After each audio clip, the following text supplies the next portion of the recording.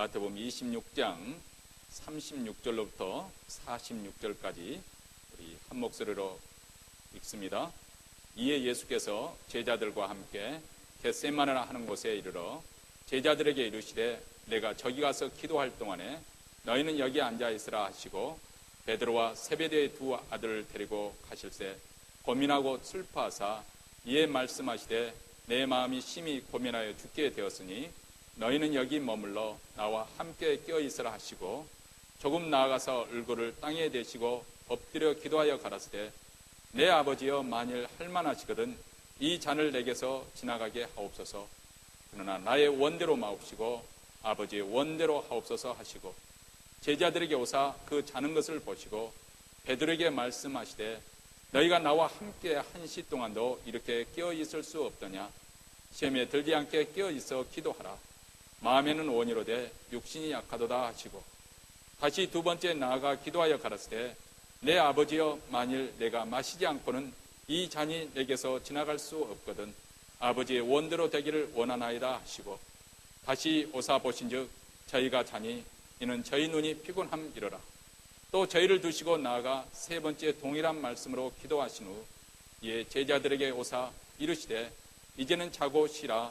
보라 때가 가까웠으니 인자가 죄인의 손에 팔리오니 일어나라 함께 가자. 보라 나를 파는 자가 가까이 왔느니라. 아멘. 기독교 2000년 역사에 사도 바울 이후로 가장 위대한 신학자, 철학자를 꼽은다면 아마도 성 어거스틴을 꼽을 수가 있을 것 같습니다. 그는 기독교 초기 기독교의 신학과 또 사상과 철학을 털을 닦은 아주 위대한 신앙인입니다. 본래 그는 북아프리카 출신으로서 불신자였던 아버지와 기독교 신앙에 깊이 헌신되었던 어머니 모니카 사이에 태어났습니다. 그는 사회적으로 수학을 가르치는 교수로서 로마에까지 가서 꽤 성공한 그런 지식인이었습니다. 그런데 사회적으로 성공한 그로서는 그의 삶의 만족과 행복을 여전히 느낄 수가 없었습니다. 그에게 삶의 의미를 부여해 줄 어떤 진리를 목말라 했습니다. 그래서 여러 철학과 종교를 섭렵하면서 방황을 했습니다. 그럼에도 불구하고 그의 마음은 여전히 공허하고 또 마음의 평안을 누릴 수가 없었습니다. 번민과 갈등이 계속되었습니다. 그러는 중에 어머니의 계속되는 간절한 기도와 암브로스라는 그 당시 유명한 로마 교회 감독의 본명과 그리고 설교로 인해서 그는 다시 기독교에 기여하게 됩니다. 그러면서 다시 기독교의 진리를 배우면서 무엇이 참 진리인지 무엇이 그에게 참 평안을 가져다 주는 것인지 깨닫게 되었습니다. 이제는 더 이상 진리를 찾아서 방황할 필요가 없습니다. 바로 여기에 영원한 진리가 있고 또 영생의 진리가 있습니다. 그런데 그의 마음에 갈등이 여전히 멈추지 않습니다. 막상 그 영원한 진리를 붙들려고 하니까 이제는 지금까지 즐겨왔던 그 세속적인 욕망이 그를 붙들고 놓아주지 않는 것이죠. 나를 두고 떠나시렵니까? 정녕 나를 버리고 가시렵니까? 이렇게 유혹의 목소리로 속삭이는 그 세속적인 그 욕망을 그는 벗어버릴 수가 없었습니다. 그래서 그는 번민하고 갈등을 했습니다. 사도 바울의 고백처럼 내 속에 곧 내 육신에 선한 것이 내게 있어 선을 행하는 것은 없노라. 내가 원하는 바 선은 하지 아니하고 도리어 원치 않은 바 악은 행하는 거다. 아무리 새롭게 살고자 결심하여도 그는 죄의 권능 앞에서 여지없이 무너지고 맙니다. 어거스는 자신의 의지가 철저하게 무능하다는 사실을 처절할 만큼 실감을 하지요. 이제 무엇이 참 진리인지를 깨닫고 하나님을 위해서 어떻게 살아야 할지도 알고 있습니다. 그런데 여전히 세상 쾌락에 대한 미련이 많습니다. 포기하지 못하고 괴로워하지요. 이런 번민과 고통 속에서 그가 예측만은 주여 내게 순결을 주옵소서. 그러나 지금은 마옵소서였습니다. 마음 한쪽에는 진리를 구합니다. 또 다른 한쪽에는 세상 쾌락에 대한 미련과 욕심이 있습니다. 내 자아는 이 둘 사이에 끼어 있어 곤면합니다. 바로 이것이 어거스틴의 고민뿐만 아니라 예수를 믿는 우리에게도 동일한 고민이 아니겠습니까? 특별히 이 시대는 그 어떤 세대보다도 훨씬 더 감각적인 시대에 우리가 살고 있습니다. 고도로 발달한 매스미디어 덕분에 엄청난 유혹을 우리는 받고 있습니다. 인터넷이나 아이폰, TV, 영화, 그리고 잡지들을 통해서 이런 것들이 우리의 마음속에 있는 욕망을 정말 불길이 거세게 일어나도록 부채질을 하고 있습니다. 우리는 광고를 무심코 보지만은 광고 하나하나에도 철저한 그런 광고 철학이 숨어 있고, 그리고 아주 치밀한 계획과 그리고 의도 속에서 광고 하나가 만들어집니다.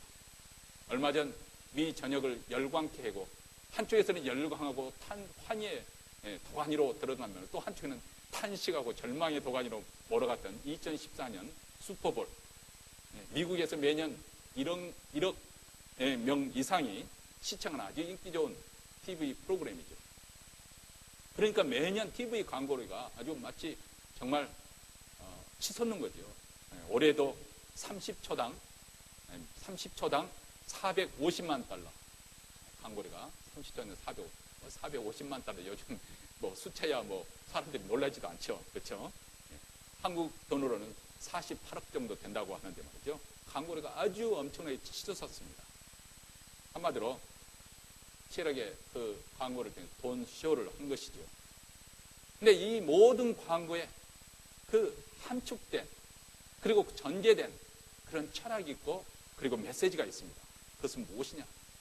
내가 원하는 것을 취하면, 그것을 소유하면 그것이 바로 행복이라는 거예요. 나를 행복하게 만들어준다는 거예요. 지금 나에게 쾌락과 즐거움을 주는 것이 최고의 선이다. 이것이 바로 모든 광고에 전개되는 것이죠. 이것을 취하면 내게 기분 좋게 해줄 것이고, 나를 행복하게 해줄 것이다. 다시 말하면 인생을 내가 원하는 것, 그것을 누리면서 살라는 것입니다. 그것을 취하면서 소유하면 내가 행복하고, 그리고 내가 체험을 통해서 나는 만족함을 누릴 것이라는 것입니다. 사실 이런 철학이 지배되는 곳에서는 도덕이나 양심은 참 거추장스러운 것입니다. 하나님이라는 존재는 아주 부담스러운 존재가 되어버리는 것이죠. 그저 세상을 적당히 즐기는 것이 인생을 가장 잘 사는 그런 철학이 됩니다. 그래서 이것을 위해서 대부분의 남자들은 성공과 출세에 목숨을 거는 것이고, 여자들은 예뻐지는 일에 목숨을 거는 것이죠. 이런 세속적인 정신과 풍조가 우리 성도들에게 여기서 노출되어 있고, 또 교회까지 그런 정신이 침투해 들어옵니다. 그래서 우리 성도들 하여금 더 깊은 영적인 생활에 대한 헌신과 그리고 그 영적인 깊이에 들어가지를 못하도록 방해를 하는 것이죠. 여기 앉아 계시는 많은 권사님들이 연속 사극을 많이 즐겨 하시는 줄 믿습니다. 그게 친구죠, 친구. 그런데 사실 적당이란 게 참 쉽지가 않잖아요. 절제를 하면 좋은데 절제가 안 되기 때문에 하나님 말씀보다도 이게 더 우리 삶을, 우리 생각을, 그리고 우리 가치관, 우리의 그 어떤 삶의 마음의 영적 상태를 좌지우지해 버리는 거죠. 물론 우리 마음속에는 하나님을 위해 살고 싶은 마음이 있습니다. 그런데 또 다른 한편에는 세상을 추구하는, 세상을 즐기고 싶어하는 그런 옛 자아가 나를 붙들고 놓아주지를 않습니다. 그래서 우리 믿는 사람들도 갈등하는 것이죠. 우리가 믿음대로 살려고 하면 옛 자아를 포기해야 됩니다. 그런데 이것이 쉽지 않다는 거죠. 왜냐하면 옛 본성에 따라 사는 것이 너무 익숙해져 있기 때문에 그것이 자연스러운 나타납니다. 우리가 주일 예배도 드리고 적당히 헌금도 하고 봉사도 하지만은, 물론 여기까지 오는 것도 쉽지는 않지만은 그래도 여기까지는 무난히 해왔어요. 그런데 온전한 순종을 요구하면 사람들은 부담스러워 뒤로 물러섭니다. 오늘 우리는 마지막으로 네 번째 순종에 대한 메시지를 듣습니다. 우리의 갈등이 무엇입니까? 우리의 문제가 무엇입니까? 하나님께 여전히 예배를 드립니다. 그런데 행위에 대한 용서가 잘 되지 않습니다. 간음하지 않습니다. 그런데 마음속으로 은밀한 가운데 음욕을 즐깁니다. 살인하지 않습니다. 그런데 여전히 가족을 미워합니다. 우리는 구제할 마음도 있습니다. 그런데 사람들 앞에서 나팔을 불고 싶습니다. 우리는 기도합니다. 그런데 기도 많이 한다는 것을 강구하고 싶습니다. 우리는 금식합니다. 그런데 얼굴에 금식하는 표를 내고 싶어하는 욕망이 있습니다. 친구와 함께 산호세 뷔페 식당에 가는 거 라이드가 필요하다 해서 라이드 줄 용의가 있습니다. 그러나 내게 도움이 필요해서 라이드 주는, 근데 내가 그 사람이 친하지 않아요. 그런 사람에게 라이도 주는 것은 그렇게 쉽지가 않습니다. 유행이 지난 철지난 그 옷을 장롱에서 꺼내서 남에게 주는 것은 쉬울 수도 있습니다. 그런데 내가 입고 있는 아끼는 옷을 홈리스 피플이 정말 필요로 할 때 벗어주는 것은 쉽지가 않습니다. 이런 것은 무엇을 우리에게 말씀해 줄까요? 다시 말하면 우리가 어느 정도 손해보지 않을 정도, 크게 손해보지 않을 정도, 그 정도는 괜찮지만 그 이상은 안 된다는 거죠. 손해보면서까지 그러고 싶지는 않다는 거죠. 그러면서 우리는 우리 스스로 판별을 시킵니다. 내 나름대로 하나님도 잘 믿고 있고 세상도 적당히 즐기는 것, 그것이 뭐가 문제냐는 것이죠. 물론 겉모습을 볼 때, 살아가는 모습을 볼 때 괜찮은 그리스도인이지요. 남에게 해악을 끼치지 않고 선량하게 삽니다. 그런데 그 속을 한번 들여다보십시오. 아니, 그 속을 한번 휘저어서 보십시오. 그 마음 가장 밑바닥에서 온갖 제약과 상처, 찌꺼기들이 다 올라올 것입니다. 달라진 게 뭐가 있습니까? 겉모습은 아주 세련된 그런 종교인의 모습을 가질 수가 있지만은 그런 내면의 세계는 전혀 변화되지 않은 채 살아갈 수 있다는 것이죠. 기회가 준다면 얼마든지 죄를 지을 수 있는 가능성이 우리 모두에게도 그런 성향이 있습니다. 죄를 짓지 않았다면 그럴 기회가 없었을 뿐이지 사실 우리가 남들을 보기에는 참 저 사람이 어쩌다 저런 상태로 빠졌을까? 혀를 찰는지 모르지만은 우리도 그 사람과 같은 그런 분위기와 그런 형편 속에 있으면 우리도 얼마든지 죄를 지을 수 있는 가능성이 있는 사람입니다. 이것이 우리 모두의 고민이고 고통입니다. 오늘 본문에 보면은 우리가 동일한 상황에 빠진 사람들을 만나게 되죠. 예수께서 제자들과 함께 겟세마네 동산에서 기도하러 가셨습니다. 이제 십자가를 주고 십자가의 죽음을 바로 목전에 둔 상황입니다. 그래서 사랑하는 제자들 베드로와 야곱, 요한에게 자신의 고뇌에 찬 마음을 열어보이면서 당부를 합니다. 38절에 내 마음이 심히 고민하여 죽게 되었으니 너는 여기 머물러 나와 함께 깨어있으라 이렇게 부탁을 하십니다. 근데 예수님께서 간절히 기도하고 난 다음 돌아보니까 피곤한 제자들은 깨어있지 못하고 깊은 잠에 골아떨어져 있었습니다. 이에 대해서 예수님께서 40절과 41절에 이렇게 말씀합니다. 너희가 나와 함께 1시 동안도 이렇게 깨어있을 수 없더니 시험에 들지 않게 깨어있어 기도하라. 마음에는 온이로되 육신이 약하다. 마음은 온이로되 육신이 약하다. 바로 그렇습니다. 제자들이 주님에 대한 선한 생각 가지고 있습니다. 선한 동기를 가지고 있습니다. 주님을 사랑합니다. 주님을 따르고 싶습니다. 마음으로는 주님을 따르고 싶은데 그런데 그만 육신에 피곤에 져서 넘어졌습니다. 껴있지 못했습니다. 여러분, 베드로는 다 주를 버릴지라도 나는 언제까지나 주를 따라갈 수 있을 것이다. 주를 위해서 내가 목숨을 버릴 각오도 되어 있습니다. 그렇게 맹세를 했습니다. 그래서 유다가 폭도들을 이끌고 와서 예수님을 붙잡으려 해서 그때는 그는 가면이 칼을 삐어서 휘둘렀습니다. 대제사장 종 말고의 길을 떨어뜨리면 홈 장담한 대로 용기를 내어 싸우려 했습니다. 그런데 사단이 주는 그 공포심에 그도 결국 다른 제자들과 함께 도망치고 말았습니다. 나중에 후회하고 뒤돌아온 그는 나는 예수님과 아무 상관이 없다. 예수님을 부인하죠. 세 번째 마지막에는 저주하면서까지 부인합니다. 마음은 온이롭지만 육신이 약합니다. 마가복음에는 또 다른 제자 한 명이 등장을 하는데 그는 처음에는 용기를 내어서 잡혀가시는 예수님의 뒤를 쫓아갔어요. 근데 무리가 그를 붙잡으려고 하니까 몸에 들은 그 배의 혼이불을 벗어버리고 벗은 몸으로 도망쳤습니다. 마음은 온이로되 육신이 약합니다. 근데 이러한 상황 속에서 예수님도 인간적인 욕망, 살고 싶은 그런 인간적인 욕망과 하나님 뜻 사이에서 씨름하고 계셨습니다. 예수님은 십자가를 목전에 두시고 땀방울이 핏방울이 되어서 떨어지도록 심각한 고민과 기도를 하셨습니다. 그것은 생명, 그 본성, 자기 살고자 하는 그런 자기 뜻과 아버지 뜻 사이의 고민이었습니다. 오늘 본문 39절에서 이렇게 말합니다. 내 아버지여 만일 할만하시거든 이 잔을 내게서 지나가게 하옵소서. 그러나 나의 원대로 마옵시고 아버지의 원대로 하옵소서.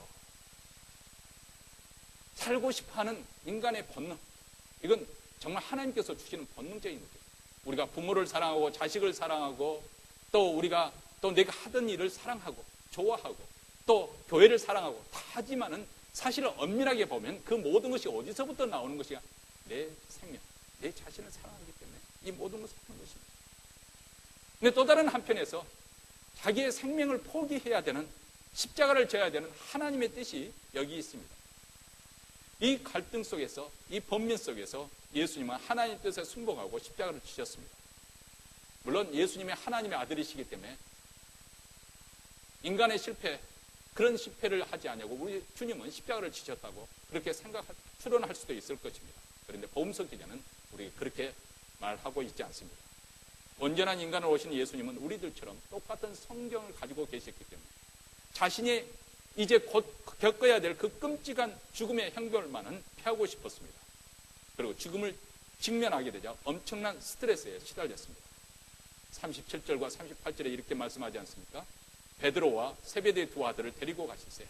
고민하고 슬퍼하사 이에 말씀하시되 내 마음이 심히 고민하여 죽게 되었으니 너희는 여기 머물러 나와 함께 깨어 있으라 하시고, 우리는 이 장면을 쉽게 간과해서는 안 될 것입니다. 하나님의 아들이셨지만은 100% 인간의 몸을 입고 오셨던 예수님도 우리와 똑같은 그런 시험에 직면했습니다. 그래서 여기 보니까 심히 놀라시며 슬픔에 직면하셨다. 그래서 자기의 심적 고통을 제자들에게 털어놓는데 내 마음이 극도로 슬퍼서 죽을 지경이다. 그분은 지금 하나님의 뜻에 순복할 것이냐 아니면 자신이 원한 길을 선택할 것이냐, 그 기로에 놓여 있어서 그 기로 가운데서 이렇게 아주 힘들게 엄청난 고통을 당하면서 번민하고 있습니다. 그런데 이 기로의 길에서 기도로 씨름하시면서 결국 하나님의 뜻에 자신을 복종시키십니다. 나의 원대로 마옵시고 아버지의 원대로 하옵소서. 이 기도를 3번 반복해서 하십니다. 자신의 의지를 아버지께 드리는 위대한 행복의 순간입니다. 그리고 이로써 우리를 향한 하나님의 구원의 섭리와 평륜이 성취된 것입니다. 예수님께서 이렇게 십자가의 죽기까지 복종하신 것은 불순종의 죄로 말미암아서 패망으로 가는 우리를 구원하기 위함이다. 성경은 그렇게 말씀합니다. 인류의 최초의 조상 아담의 타락 이후에 모든 인간은 하나님의 뜻을 싫어하게 됐습니다. 불순종하는 삶을 택합니다. 로마서 8장 7절과 8절에서 이렇게 말씀합니다. 육신의 생각은, 다시 말하면 세상적인 생각, 예수를 믿기 전 예수를 믿지 않는 세상 사람들의 생각은 어떤 생각이냐 하면은 하나님과 원수가 된다는 걸 말씀하고 있습니다. 왜냐하면 하나님 법에 굴복지 아니할 뿐 아니라 할 수도 없습니다. 육신에 있는 자들은 하나님을 기쁘시게 할 수 없습니다. 저들은 하나님 말씀에 복종하지도 않고 또 복종할 수도 없다는 거예요. 그래서 하나님을 기쁘시게 할 수 없기는 하나님과 원수관계에 있다. 그렇게 표현을 합니다. 여러분, 한번 세상을 활개치며 사는 사람들을 자세히 관찰해 보시기 바랍니다. 아니, 뉴스에 등장하는, 아니, 또 정치인들 활동하는 그 모습들을 한번 자세히 신문을 한번 들여다보시기 바랍니다. 아니, 세상 사람들만 바라볼 것이 아니고 우리 자신 내면의 세계를 한번 자세히 관찰해 보십시오. 겉으로는 어른스럽게 말하고 행동을 하는 것 같지만 그 이면을, 그 배후에 있는 동기를 한번 분석을 해 보십시오. 그들의 말과 행동을 꼼꼼히 분석해 보면 잘하지 못한 성인 아이, 바로 그것 아닙니까? 쉽게 토라지고 삐지고 시기하고 미워하고 뒤틀리면 회방 놓고 나눌 줄 모르고 양보할 줄 모르고 이기적이고 자기중심적이고, 어렸을 때 우리가 장난감을 가지고 얘들과 삐걱삐걱 하면서 다투고 싸웠던 모습이 성인이 됐어도 그 대상만 다를 뿐이지 하는 형태를 보면 그 본질적인 문제는 똑같이 진행되고 있습니다. 그래서 심리학에서는 성인 아이라고 그렇게 말하는 것이죠. 그래서 어떻게 보면 하나님의 은혜를 받고서도 여전히 내 자신 중심밖에 생각을 못하는 거예요. 어떻게 내가 복을 받고, 어떻게 내가 건강하고, 어떻게 내가 행복해지고, 어떻게 하면 내 가족이 이 땅에서 자라고 번성하고, 이 잘못됐다는 거 아닙니다. 그런데 우리는 본능적으로 이것밖에 생각을 못한다는 거예요. 나라는 것을 벗어나지 못한다는 것입니다. 이것이 바로 타락한 이후 우리 인간의 병든 모습이라는 거죠. 우리가 병들었다는 것은 제대로 자라지 못한 그런 어린아이를 생각해 보면 병든 모습이 어떤 모습인가 하는 것을 금방 알 수가 있습니다. 여러분, 아이들 중에서 간혹 보면은 부모로부터 사랑을 받지 못하고 그리고 억압과 학대 속에 자란 아이들이 있습니다. 불안한 환경에 다뤘다 해서 다 잘못되는 건 아닙니다. 오히려 불안한 환경을 뚫고 나가서 아주 훌륭하게 탁월하게 잘된 분들도 많이, 또 유인들 가운데는 특별히 그런 불안한 환경에서 잘된 경우도 많이 있습니다. 근데 일반적으로 보면은 그런 학대와 억압 속에서 자라면 사람이 더 고집이 세지고 더 이기적인 사람이 되기 쉽다고 합니다. 그리고 상처가 많기 때문에 자격지심이 많아요. 그러니까 쉽게 분노를 하는 거예요. 그리고 어떤 일에도 아무것도 아닌데도 쉽게 낙담을 해버리고, 그리고 어떤 일에 쉽게 몰입을 해버립니다. 뭐 도박을 한다든지 마약을 한다든지 술을 한다든지 무엇이든지 아주 쉽게 탐닉을 해버리고, 아주 쉽게 자기 자신의 몸을 감각적인 일에 맡겨버리고, 그래서 탈선하고 쉽게 타락을 해버립니다. 그것뿐만 아니에요. 불안한 환경 속에서 그런 억압과 학대 속에 자라는 사람들은 상처가 많기 때문에 세상에 있어서 아주 부정적입니다. 모든 것을 객관적으로 정당하게 생각하는 그런 눈을 놓쳐버리는 것이죠. 항상 삐뚤게 사물을 봅니다. 사고 구조가 왜곡되어 있어서 생각하는 것마다 철저하게 자기중심적으로 해석하고, 그리고 아주 적대적으로 부정적으로 해석을 합니다. 이처럼 제대로 자라지 못한 아이같이 우리가 커서도 성인 아이처럼 그렇게 병든 삶을 살아서 자기 자신은 인생을 점점 갈수록 더 힘들게 만들고, 또 주변에 있는 사람들에게 상처를 주고 가족만 힘들게 하는 거야 사회에 많은 무리를 가져오게 하는 이 힘의 정체가 무엇인가? 성경은 그것이 바로 죄라는 것입니다. 죄가 그 뿌리에 있다는 것입니다. 죄의 힘이 우리를 얽어매고 있다는 것입니다. 그렇기 때문에 우리는 스스로 판단하기를 이것이 최선이다, 이것이 옳은 길이다 선택하지만 그 길은 실은 굽은 길이고 결국은 패망으로 우리를 이끌어간다는 거예요. 갈라디아서 5장에 보면 그렇기 때문에 인간의 하는 그 모든 열매, 그 육체의 열매는 결국 죄의 열매를 맺게 돼 있어요. 성령의 인도함을 받지 못할 때 우리는 하나님과 상관없이 죄의 열매를 맺게 되는 거예요. 그리고 사람들 보기에는, 자기 스스로 볼 때는 나는 바른 길로 간다고 생각하지만 필경은 사망의 길로 간다는 것입니다. 이런 인간의 비참을 아시기 때문에 하나님께서 아들 예수 그리스도를 이 땅에 보내신 것입니다. 옛 아담이 실패했던 그 지점에 예수님은 죽기까지 하나님 뜻에 복종하셨습니다.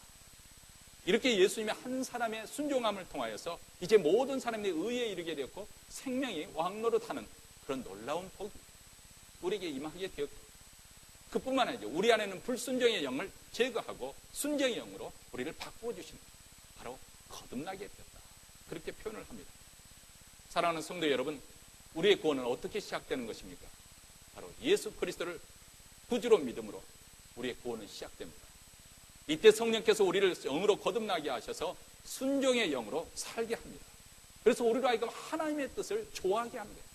하나님의 뜻을 추구하게 하는 거예요. 하나님의 뜻을 행하고자 하는 그런 의지를 주십니다. 이런 과정이 바로 신앙생활입니다. 그러니까 이 신앙생활을 잘하기 위해서는, 또 신앙생활 때도 우리가 꼭 배워야 될 것은 하나님의 뜻에 순복하는 법을 배워야 됩니다. 우리가 지난 시간에 배웠지만 우리는 고난 당하기 전까지는 아주 교만하고 거만한 사람들이에요. 자기가 세상에 제일 잘난 줄만 알아요. 여기 앉아 계시는 다 마찬가지예요. 저는 아무것도 아니에요. 저는 배운 것도 없어요. 저는 가진 것도 없어요. 겸손하게 이렇게 말한 것 같지만은 자존심 한번 건드려 보십시오. 당신이 나를 뭘로 알고 이러느냐, 이렇게 핏대내고 다 들고 일어날 겁니다. 아마 여기 가운데 몇 분은 그럴 것 같아요. 해도 맞습니다. 저는 그런 사람입니다. 그렇게 인정하고 순수히 그것도 받아들일 사람이 몇 분이나 되겠어요? 우리는 그렇게 교만과 거만을 가지고 천성적으로 타고난 사람입니다. 그러니까 우리 신앙생활 속에서 우리가 배워야 할 것 중요한 중에 하나는 하나님 뜻에 어떻게 우리가 순복하는 것을 배워야 돼요. 내 뜻이 아닌 하나님의 뜻에 순복할 때 우리에게 하나님이 주시는 그 생명, 하나님이 주시는 구원, 하나님이 주시는 자유, 기쁨, 그리고 결국은 행복에 이르게 되는 것입니다. 행복이라고 하는 것은 세상 사람들이 말하는 것처럼 우리가 어떤 소유하게 될 때, 어떤 것을 원하는 것을 이루게 될 때 오는 것이 아니고, 이런 고상한 삶을 추구하게 될 때 행복은 우리에게 찾아오는 것입니다. 인간의 근본 문제는 돈 문제도 아니고 남편의 자식 문제도 아닙니다. 하나님에 대한 불신앙과 그리고 그로 말미암은 불순종의 문제입니다. 우리는 하나님의 말씀을 그대로 믿지 못합니다.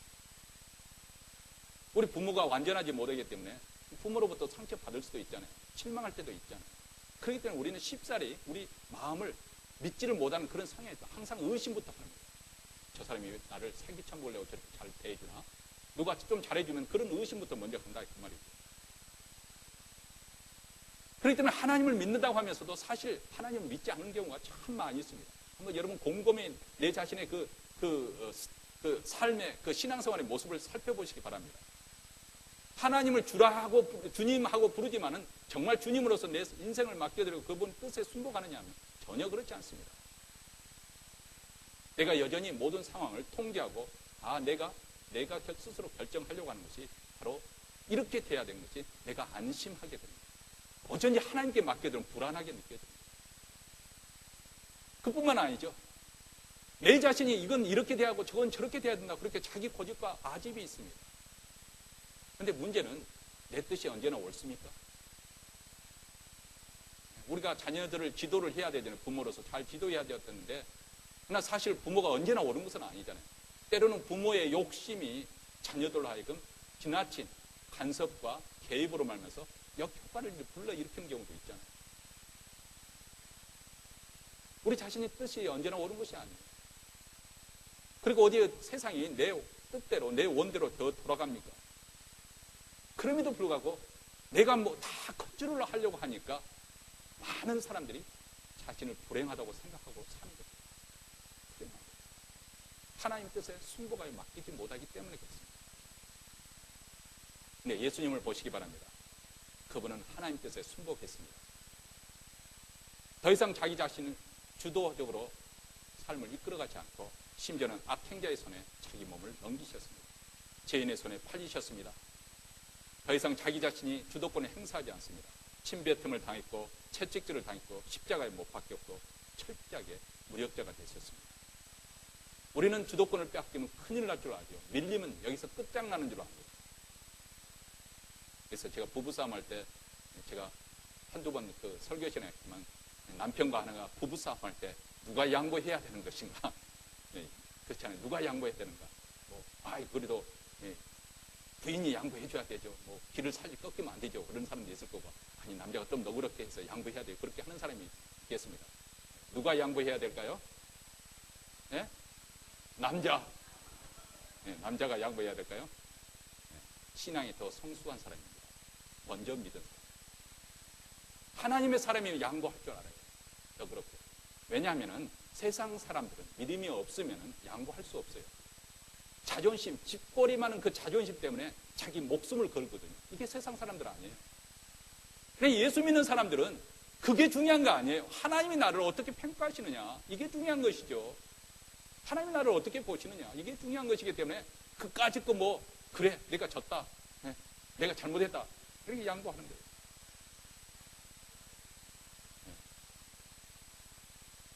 가정에서, 직장에서, 사회에서, 교회에서 우리가 하나님을 신뢰하게 되면 하나님의 뜻에 순복할 수가 있습니다. 자기 주도권을 포기할 수가 있습니다. 예수님처럼 무력하게 당하시고 무리강 가운데 죽으셨던 것처럼. 그러나 예수님은 3일 만에 다시 부활하시고 영광의 자리에 앉으십니다. 내 뜻대로 마옵시고 아버지의 뜻대로 하옵소서. 여러분, 우리가 하나님의 뜻을 수용할 때 진정한 승리의 역사가 이루어진다는 사실을 꼭 기억하시기 바랍니다.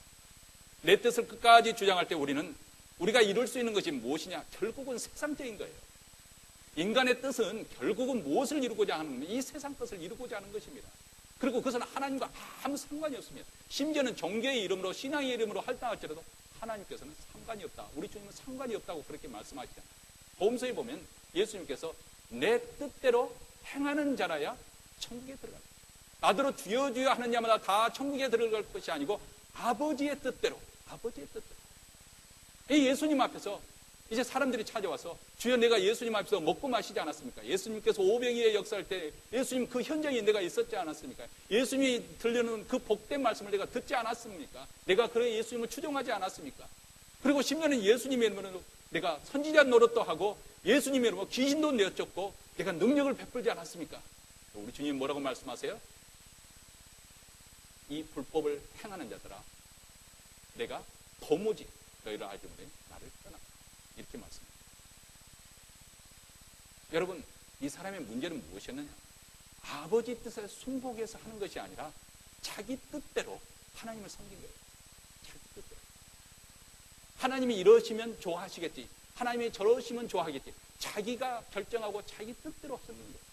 아버지 뜻이 무엇인지 우리가 학교에서도 공부 잘하는 학생들은, 공부 잘하는 말이 좀 이상하긴 하지만 학생이 A를 받으려면 어떻게 받을까? 선생이 무엇을 원하는가? 선생이 원하는 대로 페이퍼를 써내야 되지. 자기가 원하고 하고 싶은 대로 페이퍼를 써내면 좋은 점수 받기가 어렵죠. 신앙생활에 맞아요. 아버지 뜻이 무엇입니까? 아버지 뜻에 순복하는 거예요. 신앙생활이죠. 내 뜻을 끝까지 주장하게 될 때 그것은 다 육체의 열매가 되어버립니다. 하나님 나라에 아무 쓸모없는 것들이에요. 그런데 우리가 하나님의 뜻을 수용하고 순종할 때 그를 통해서 하나님의 역사가 이루어지고 하나님의 영광이 나타납니다. 설령 그것을 통해서 우리가 세상적으로 조금 가난하게 살 수도 있는 것이고 실패할 수도 있습니다. 그러나 거기에도 하나님의 영광이 나타납니다. 하나님께서 나를 버리지 아니하시고 나와 함께 하시다는 증거를 분명히 주십니다. 우리에게 담대함도 주시고 지혜도 주시고 능력도 주십니다. 예수님은 하나님의 뜻에 순복해서 십자가를 지셨지만은 부활의 영광을 맞이하십니다.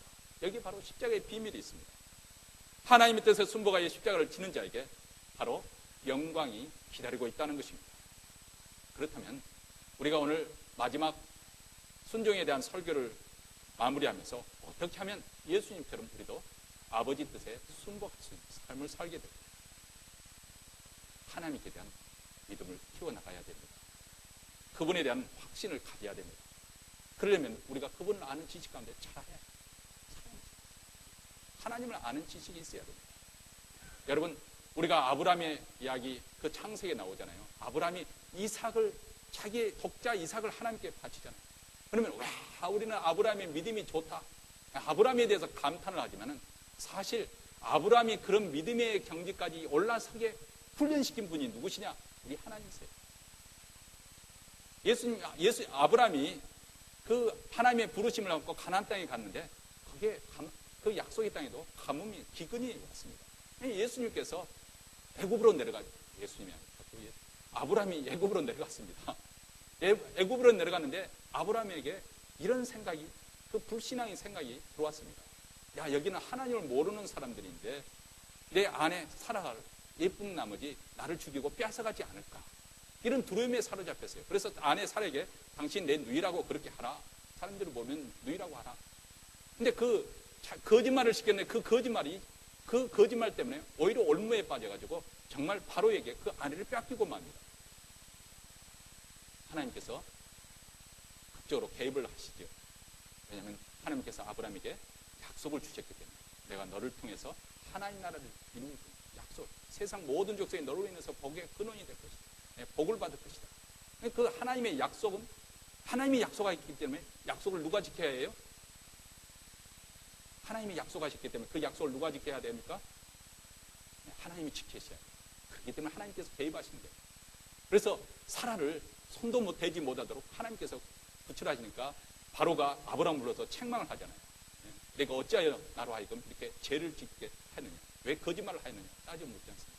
그러면서 내 아내 사라의 그 수치를 갚아주겠습니다. 내가 내게 금은보와 그리고 무양을 주고 또 노비까지 이렇게 줍니다. 그래서 말 그대로 거짓말을 한 덕분에 아브라함이 아내를 빼앗길 뻔하다가 아주 거부가 되어서 애굽에서 나옵니다. 성경을 보세요. 아주 큰 부자가 되어서 나옵니다. 그 전에도 부자였지만 아주 부자가 되어서 나옵니다. 성경이 지금 뭘 우리에게 말씀하려고 하는 것인가? 아브라함의 그 거짓말, 불신앙의 죄를 지금 하나님께서 눈 감아주려는 것을 말씀하려는 것이 아닙니다. 지금 아브라함에게 하나님께서 무엇을 가르치고 있는가? 하나님을 믿는 믿음. 하나님이 얼마나 좋으신 분이신지, 하나님이 나와 함께 하시는구나. 내가 비록 이렇게 실패했음에도 불구하고, 내가 이렇게 믿음이 불신앙해서 이렇게 어려운 공경에 빠졌음에도 하나님은 개입하셔서 나를 건져주시는구나. 하나님을 믿는 믿음입니다. 믿음을 키워주시는 거죠.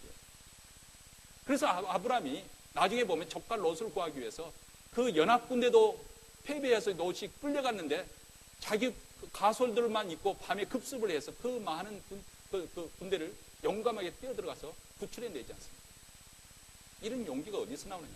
하나님을 아는 지식 때문에 그렇습니다. 하나님을 믿는 믿음 때문에. 나중에 하나님께서 내 아들 독자 이삭을 내가 지정한 그 장소에 바치라 할 때 그것을 바칠 정도로, 정말 죽이려고 칼을 잡을 정도로 그는 하나님을 믿는 믿음 가운데 섰습니다. 하나님을 아는 지식 가운데 자란다는 게 바로 이것입니다. 하나님에 대한 확신, 하나님에 대한 믿음입니다. 39절과 42절에 보면 예수님께서 하나님을 어떻게 부르는지 여러분 관찰해 보시기 바랍니다. 내 아버지요. 지금 예수님은 가장 친밀한 언어로 하나님 아버지를 부르고 있습니다. 이 동일한 장면을 마가복음 14장 36절에서 이렇게 표현합니다. 아바, 아버지요. 아버지께는 모든 것이 가능하오니. 여러분, 자녀가 아버지를 부를 때 가장 친근한 호칭이 아빠, 데디, 바로 이 아바입니다. 아바. 하늘에 계신 하나님이 우리의 아바, 아버지가 되어주십니다. 여러분, 이 호칭은 그 당시 유대인들에게는 아주 참남하게 들릴 정도로 유대인들은 하나님의 이름을 감히 부르지 못, 여호와 이름을 부르지 못했습니다. 그래서 엘사다의 전능자라고 그렇게 불렀습니다. 그런데 하나님은, 예수님께서는 우리에게 하나님을 가장 친근하게 아바, 아버지라고 그렇게 부를 수 있도록 친히 모범을 보여주십니다. 가장 가까운 친밀한 관계입니다. 일찍이 예수께서 말씀하시기를 하늘에 계신 너희 천부께서는 너희를 돌보시되 너희 머리털까지 세시느니라. 이렇게 말씀하셨습니다. 그러면서 그 하나님 아버지께서 아버지께는 모든 것이 가능하다고 고백합니다. 아바, 아버지요. 아버지께는 모든 것이 가능하오니. 그리고 예수님은 십자가에 매달리셨습니다. 죽으셨습니다. 차가운 돌무덤에 묻혔습니다. 돌문이 닫히고 그의 인봉이 찍혔습니다. 파수꾼이 세워졌습니다. 제자들은 두려움과 낙심 가운데 다 포기라고 흩어졌습니다. 그런데 제3일 후에 돌문이 열리고 예수님은 부활하셨습니다. 죽음에서 다시 사셨습니다. 이로써 아바, 아버지여 모든 것이 가능하오니 고백했던 예수님의 그 고백이 진실이었고 사실이었다는 것이 판명되었습니다. 우리가 하나님의 뜻에 순복하지 못하는 망설이는 여러 가지 이유가 있겠지만은 그 중에 가장 큰 이유는 하나님을 여전히 우리가 온전하게 신뢰하지 못하기 때문에 그렇습니다. 그분에 대한 확신과 믿음이 없기 때문에 우리의 불신앙이 계속 지속되는 것이죠. 그런데 그분이 누구신가? 한번 여러분에게 자신에게 스스로 진지하게 묻고 스스로 답변해 보십시오. 그분은 이 우주 만물을 지으시고 그리고 지금도 이 세상 역사를 주관하신 분이고 모든 인생의 주관자가 되십니다. 우리 인생에 죽고 사는 것, 복과 화를 주관하시는 분이십니다. 그리고 그분이 바로 우리의 아버지가 되십니다. 우리 아버지는 모든 것이 다 가능하신 분이십니다. 그래서 예수님을 죽은 자 가운데 그 능력으로 다시 살리셨습니다. 이 하나님 아버지를 우리가 붙잡고 그분을 믿고 맡겨드리면 우리는 생명이고 우리는 형통하고 우리는 행복하게 될 것입니다. 그러나 우리가 세상을 붙잡으면 세상이 무너질 때 함께 무너지게 될 것입니다. 우리가 영원하신 하나님을 붙잡으면 우리는 다시 흔들리지 않는 그런 경관 하나님 나라에 넉넉히 들어가게 될 것입니다. 사랑하는 성도 여러분, 2014년 우리가 신앙생활을 합니다. 신앙생활에 가장 우리가 꼭 지켜야 될, 우리가 그 흐름을 따라가야 될 것이 있습니다. 내 뜻이 아닌 하나님의 뜻에 순복하는 것. 이것을 우리가 연습하는 거예요. 교회에서 연습하는 것이고요. 가정에서도 연습하는 거예요. 직장에서도 연습하는 거예요. 그래서 사도 바울은 골로새에 보면 너희 상관에게 마음씨 좋은 상관에게만 순복하지 말고 까다로운 상관에게도 순복하라. 그렇게 말씀하는 거예요. 상관이 내 밥줄기를 목줄기를 쥐고 있기 때문에 순복하는 것이 아니라 그 위에 계시는 권세 하나님께 순복하는 의미에서 상관에게 순복하라는 거예요. 부당한 대접을 받는 것을 꾹꾹 참으라 그 말은 하는 것은 아닙니다. 그러나 순복하는 것, 이것이 바로 우리 신앙성에 굉장히 중요한 신앙의 연습이라는 것입니다. 우리 모두 다 예수님처럼 하나님 뜻에서 순복하는 그런 아름다운 변화가 2014년, 그래서 그 어느 때보다 여러분의 삶 속에 하나님이 함께 하시는 증거가 나타나고, 그래서 여러분의 삶이 정말 하나님의 살아계심을 간증하는 그런 살아있는 역사가 되어지기를 주의 이름으로 축원합니다.